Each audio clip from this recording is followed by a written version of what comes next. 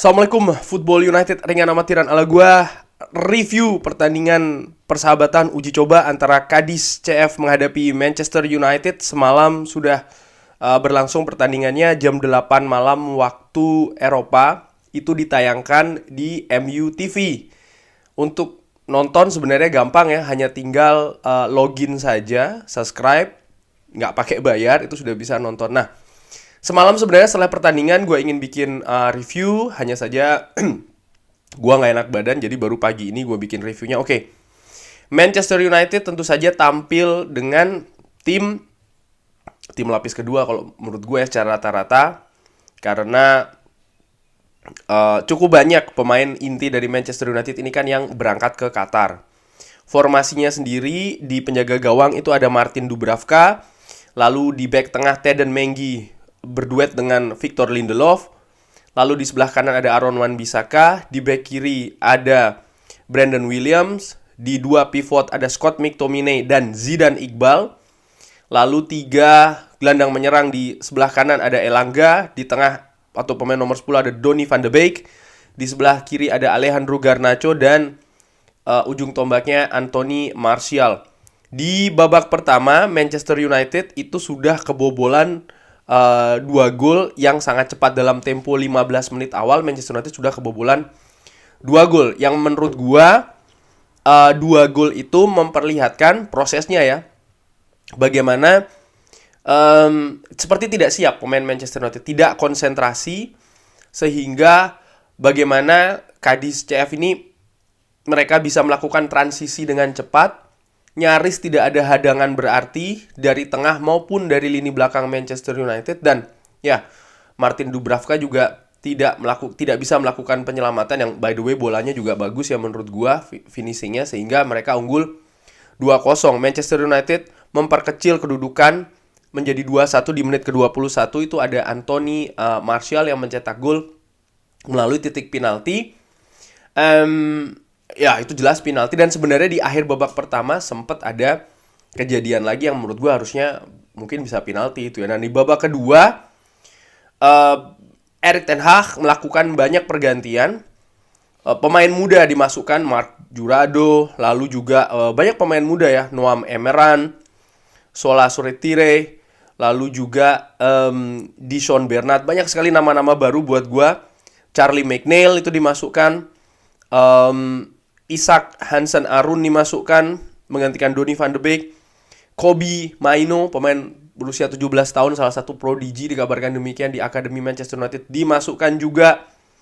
Lalu Sam Murray dimasukkan, Tyler Frederickson dimasukkan, dan terakhir Charlie Savage dimasukkan. Menurut gua di babak kedua Manchester United tampil berbeda. Tampil lebih agresif, tampil lebih ngotot, pergerakan juga lebih cair. Hanya saja kualitasnya memang terlihat berbeda. Pemain muda ini mereka lebih mengandalkan permainan fisik, ya kan, lebih mengandalkan semangat, sementara akurasi umpan, lalu kreativitas, lalu juga pergerakan dengan dan maupun tanpa bola ini terlihat ada gap dengan Cadiz yang memang mungkin lebih punya pengalaman pemain-pemain di atas lapangan yang dihadapi di babak kedua. Sekali lagi memang ada perbedaan gaya permainan, sedikit nampak lebih atraktif karena pemain lebih bersemangat mengejar bola, ya kan, melakukan lari, maksud gue, dari belakang ke depan ketika mereka ingin melakukan transisi. Tapi sayangnya ya kualitas sih menurut gue. Dan ada seperti kayak sedikit mungkin ya, kayak demam panggung beberapa pemain yang gue lihat. Charlie Savage, di mana akurasinya tidak sebaik ketika pre-season, ketika Charlie Savage ini bermain dengan banyak pemain senior. Ketika mayoritas pemain muda yang diturunkan, nampak memang ada demam panggung juga di sana, sehingga Manchester United yang sebenarnya bisa menyamakan kedudukan melalui Kobbie Mainoo ya. Itu ada umpan tadi dari Jurado kalau nggak salah, dari skema corner duluan 2-2, tapi setelahnya lagi-lagi menurut gue ada skema transisi yang cepat dari Cadiz yang mencetak 2 gol. Sabrino dan juga Alarcon menutup pertandingan 4-2. Cadiz memang sangat berbahaya ketika mereka ini melakukan transisi, utamanya dari bertahan ke menyerang dengan sangat cepat, dengan sangat akurat. Dan pemain Manchester United, baik itu pemain lapis kedua maupun pemain muda babak pertama dan juga babak kedua, ini seperti tidak siap, seperti tidak fokus, sehingga banyak sekali momentum dan juga peluang yang dihasilkan oleh Cadiz. Manchester United sendiri, gue lihat nampak kesulitan dari sisi kreativitas, bahkan ketika build up dari penjaga gawang. Ini terjadi di babak pertama dan juga babak kedua. Pressing tinggi, high press dari pemain Cadiz ini mempersulit. Tentu saja di tim utama Manchester United kita punya seorang Christian Eriksen yang biasa menjemput bola langsung dari lini pertahanan, apa itu dari kiper maupun dari back, yang bisa menjadi solusi di sana. Tapi semalam menurut gue tidak ada pemain seperti itu, sehingga pemain Manchester United sering sekali kesulitan di daerah sendiri ketika build up. Zidane Iqbal menurut gue menjadi salah satu pemain yang menonjol di babak pertama di lini tengah ya. Tapi menurut gue terlepas dari kiper Martin Dubravka, 11-11 pemain tampil tidak bagus sih. Mereka seperti tidak siap ya. Tentu saja ini kan pertandingan pertama setelah sekian lama mereka hanya berlatih saja tanpa ada uji coba atau tanding dengan tim lain. Itu satu. Yang kedua juga mereka ini kan bukan pemain utama, artinya frekuensi pertandingan yang mereka dapat ketika sebelum Piala Dunia ini kan juga tidak banyak, dan menurut gue itu sangat berpengaruh di pertandingan tadi, baik itu di babak kedua, utamanya di babak pertama, utamanya di babak kedua. Pemain muda menurut gue sangat kesulitan menghadapi Cadiz yang mungkin lebih punya pengalaman ya, pemain-pemainnya, terutama di kompetisi resmi tertinggi, sehingga Manchester United kesulitan. Dan sebelum gue lanjutkan lagi, ada tanggapan dari Erik ten Hag. Erik ten Hag di wawancara juga menjelaskan kalau ya jelas sekali kita tidak bangun, kita masih tertidur di 15 menit awal dan kita kebobolan 2 gol ya. Mereka sangat mengancam di transisi, betul seperti yang gue katakan. Kita sudah melihat, dan gol kedua itu seharusnya tidak terjadi karena Manchester United nampak tidak konsentrasi ya. Itu tidak bisa diterima. Lalu kita kembali lagi ke pertandingan, kita mendapatkan penalti, itu sangat jelas, harusnya kita bisa mendapatkan satu penalti lainnya. Kita datang di pertandingan lagi, artinya kita kembali ya, tapi kita tidak bisa menyamakan kedudukan sebelum babak pertama selesai.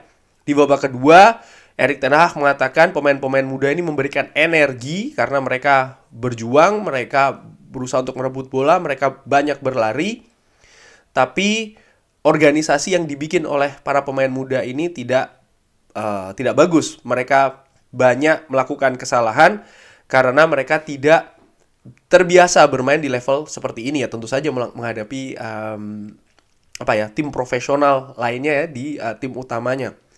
Tapi ini merupakan pelajaran yang baik.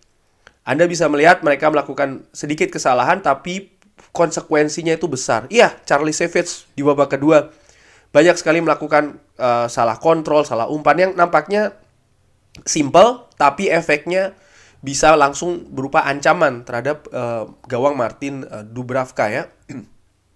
Dan itu yang terjadi.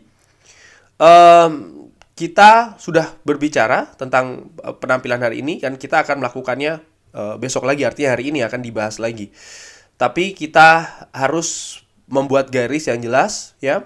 Lalu kita artinya menutup ini semua dan kita berlanjut. Ini tidak bisa terjadi lagi di masa depan. Ya menurut gua inilah permasalahan dari Manchester United, kedalaman skuad ya, baik itu dari sisi kualitas utamanya dan juga dari sisi kesiapan sih menurut gua, yang membedakan betul tadi malam ketika menghadapi Cadiz. Ini merupakan permasalahan juga bagi Manchester United. Bisa jadi setelah Piala Dunia Qatar, tergantung bagaimana keadaan atau kondisi para pemain inti yang sekarang masih bersama tim nasionalnya masing-masing. Di Portugal ada Diogo Dalot, ada Bruno Fernandes. Di tim nasional Inggris ada Harry Maguire, Marcus Rashford, Luke Shaw.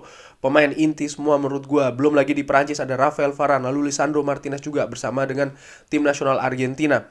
Pemain-pemain inti ini menurut gue sangat berpengaruh penampilannya di Manchester United, sehingga belum lagi di tim nasional Brazil ya, ada Fred, ada Casemiro dan juga ada Anthony, sehingga tanpa kehadiran mereka memang kualitas pemain Manchester United ini sangat-sangat dalam sekali gapnya, dan itu sangat terlihat di pertandingan tadi. Sehingga ya gue harapkan ketika mereka kembali nanti dari Qatar tidak ada masalah ya, baik itu kebugaran apalagi sampai cedera dan lain-lain, mudah-mudahan tidak ada. Di sisi lain gue juga melihat selama ini kan sering nih ada komentar kenapa Zidane Iqbal tidak dimainkan, Charlie Davies dan lain-lain. Ternyata jawabannya ada di pertandingan tadi, bagaimana pemain muda ini menurut gue memang belum siap. Bahkan seorang Alejandro Garnacho di babak pertama sekalipun sering bertukar posisi dengan Anthony Elanga, tidak tampil maksimal sih menurut gue. Karena bagaimana elemen-elemen lain di lapangan itu berbeda. Sehingga ya seperti yang Erik ten Hag katakan ya, pemain itu terutama pemain muda di atas lapangan itu bukan untuk belajar, tapi untuk menunjukkan belajarnya mereka tuh ada di Carrington. Dan tadi memang betul terlihat terutama di babak kedua ketika mereka diberi kesempatan, oke, mereka berlari, mereka berjuang, mereka fight, tapi organisasi permainan tidak terjalan dengan baik. Konsentrasi dan lain-lain kaitannya dengan fokus, dengan demam panggung, ini terjadi di babak kedua. Selanjutnya Manchester United akan melakukan uji coba lagi itu di hari Sabtu tanggal 10 menghadapi Real Betis. Oke, terima kasih sudah menyaksikan. Jangan lupa like, subscribe. Wassalamualaikum warahmatullahi wabarakatuh.